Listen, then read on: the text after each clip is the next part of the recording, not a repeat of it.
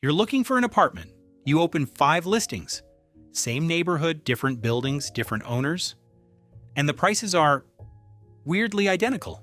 Not close. Identical. You think, well, that's just the market. Here's the thing. For millions of apartments in America, it wasn't just the market. It was a company you've never heard of, running an algorithm you've never seen, recommending a price you were never supposed to question. The company is called RealPage. And if you've rented an apartment in a major American city in the last decade, there's a very good chance its software recommended the price, and that your landlord, like most, simply accepted it. Here's the scale we're talking about. RealPage's clients managed nearly 20 million rental units, according to analyses cited in the litigation, close to 90% of the large multifamily market in the United States. The Department of Justice said RealPage controls 80% of the market for this kind of pricing software. In one Seattle zip code, ProPublica found that 70% of all apartments were run by just 10 property managers. All 10 used RealPage, 10 competitors, 1 brain. So what does this software actually do? On paper, it's called revenue management, which sounds harmless. Airlines do it, hotels do it. But here's where the apartment version gets creative. To understand it, forget software for a second. Imagine every landlord in your city meeting in a room once a day. And in that room, they share everything. What rent people actually pay, not the advertised price, the real one. Which apartments are empty, whose leases expire next month. And then they agree together on what to charge. That meeting is illegal. It has been illegal for over a century. It's called price fixing, and it's the reason antitrust laws exist. Now put that same meeting inside a server. Every landlord sends their private data to one company. The company's algorithm blends it all together and sends back a recommended price every day for every empty unit. Nobody met, nobody shook hands, nobody said the word cartel out loud. The DC Attorney General put it best. If landlords did this in a smoke-filled room, everyone would recognize it instantly. RealPage just removed the smoke, and the data is the key. This wasn't public information. Anyone can look at listed prices. This was the private stuff. Actual rents paid, real vacancy numbers, lease expiration dates. The exact information that competitors are never supposed to share, flowing into one algorithm that then told all of them what to charge. As one antitrust professor put it, the software stopped responding to the market. It became the market. Now, you might be thinking, okay, but landlords are free to ignore a recommendation, right? Technically, yes. In practice, former RealPage employees said about 90% of the recommendations got accepted. And that number makes more sense once you learn how the system was set up. Accepting the price? That was the default. Auto accept. Your landlord didn't even need to click. But rejecting the price? For that, you had to submit a justification in writing. And if RealPage's pricing advisor didn't like your justification, they could escalate it to your boss. Let me repeat that.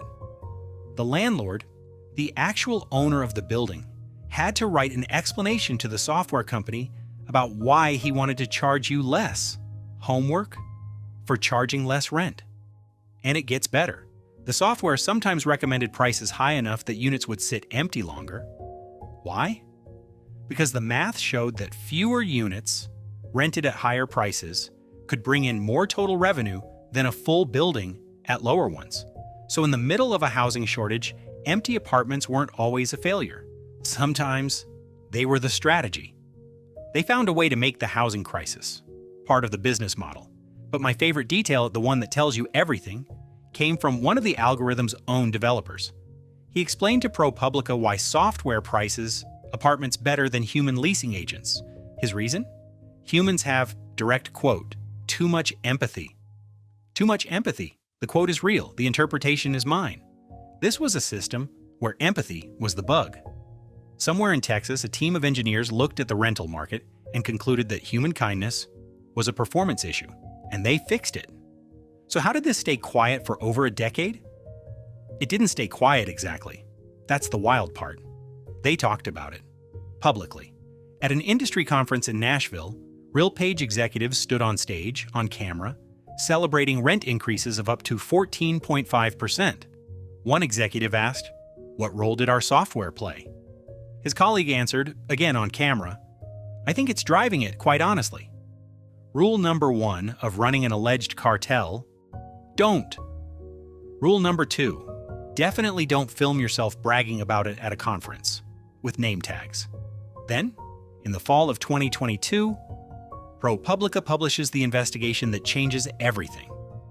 Suddenly, senators are writing letters, then lawsuits, from renters, then from cities.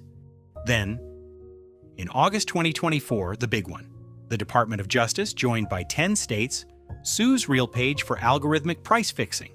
Later, they add the landlords themselves to the lawsuit, including Greystar, the largest landlord in America, managing almost 1 million units. The DOJ alleged that in markets where this software dominated, renters were paying 5 to 7% more. Studies estimated the cost at $25 to $70 a month per apartment, over 100 in cities like Washington, Denver, Dallas, Atlanta, every month, for years. That's not a rounding error, that's a car payment. So, federal lawsuit, 10 states, dozens of class actions, national scandal. Surely this ends with someone in handcuffs, right? Let's see how the system handles it. November 2025, RealPage settles with the Department of Justice. Here are the terms. Guess how much RealPage paid in penalties? In the federal settlement. Take a second, think of a number. 0. No civil fine, no admission of wrongdoing.